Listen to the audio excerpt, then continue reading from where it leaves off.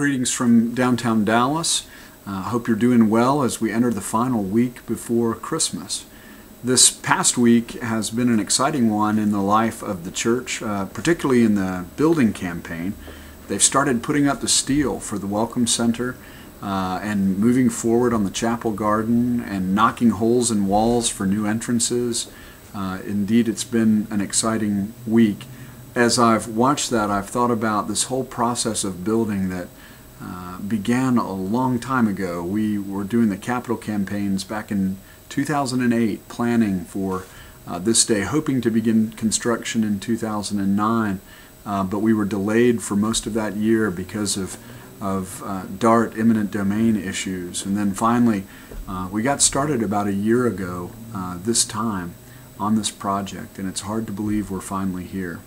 But it's been a long journey that began with a long-range plan that was brought out in 2005, and now 5 years later, we're within 6 months of seeing one of the dreams of that plan reach fulfillment.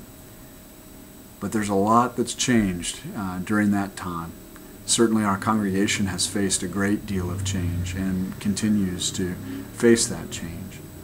I think about the many saints of the church who have passed away over the course of this project, and how many people dreamed about this but never were able to see it reach fulfillment.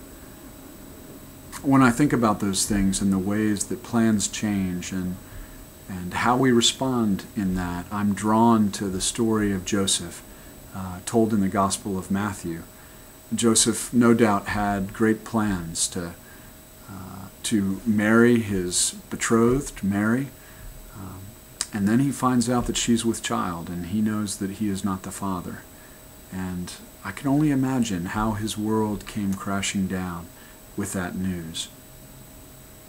We're told by Matthew that Joseph resolved to break the engagement, to put Mary away quietly.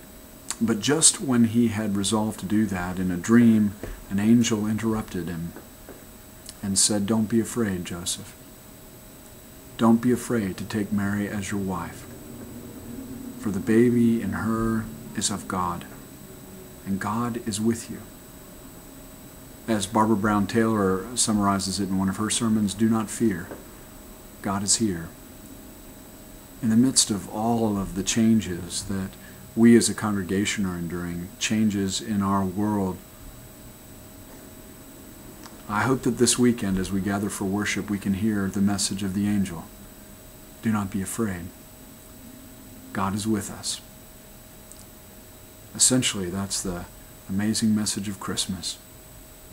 1 week from tonight, we'll be celebrating that message. I look forward to celebrating it with you.